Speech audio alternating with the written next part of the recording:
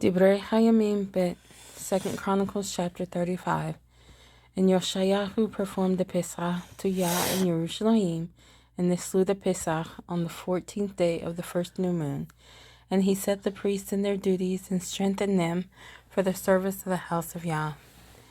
And said to the Levites, who were teaching all Yisrael, who were set apart to Yah, put the set-apart ark in the house which Shlomo, son of David, sovereign of Israel, built. It is no longer to be a burden on your shoulders. Now serve Yah your Elohim and his people Yisrael, and prepare by the fathers' houses according to your divisions, by the writing of David, sovereign of Israel, and by the writing of Shlomo his son. And stand in the set-apart place by the divisions of the fathers' houses of your brothers, the lay people, and the portion of the father's house of the Levites. And slay the Pesach, and set yourselves apart, and prepare for your brothers to do according to the word of Yah by the hand of Moshe. And Yoshayahu gave the lay people lambs and young goats from the flock, all for Pesachim, for everyone present, to the number of 30,000, and 3,000 cattle. These were from the sovereign's possessions. And his leaders contributed a voluntary offering to the people, to the priests, and to the Levites. Hilkiah and Zechariah and Yehiel, leaders of the house of Elohim, gave to the priests for the Pesachim 2,600 and 300 cattle. And Conaniah, his brothers Shemayahu and Nethanel, and Hashabyahu, and Yeiel, and Yozabad, chiefs of the Levites, gave to the Levites for Pesachim 5,500 cattle.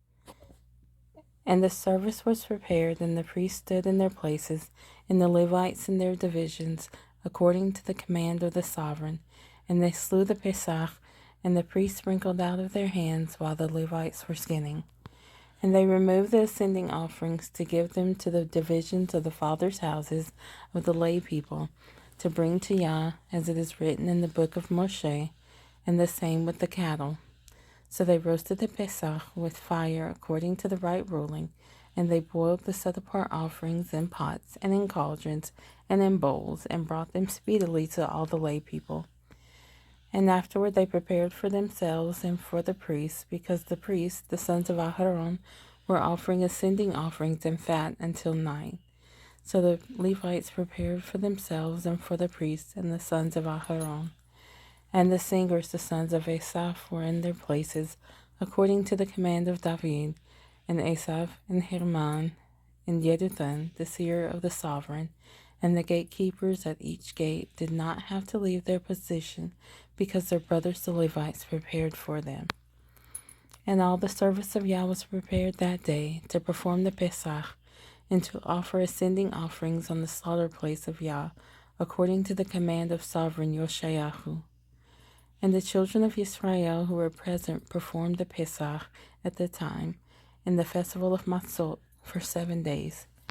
There had not been a Pesach performed in Israel like it since the days of Shemuel the prophet.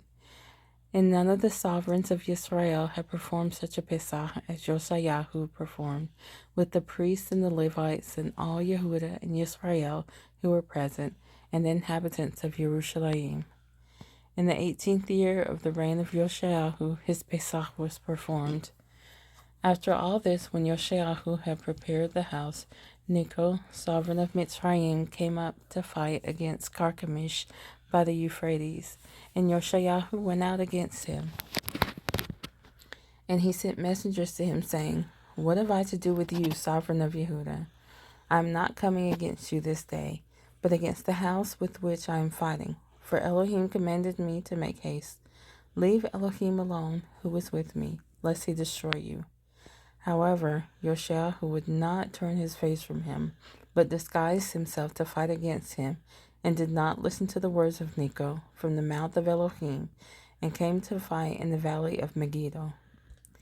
And the archers shot at sovereign Yoshayahu, and the sovereign said to his servants, Take me away, for I am severely wounded.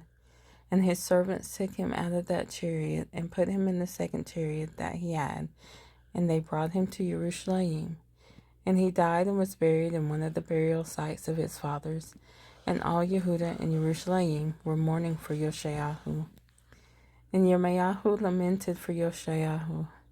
And to this day all the singing men and the singing women speak of Yoshayahu in their lamentations, and made it a law in Israel.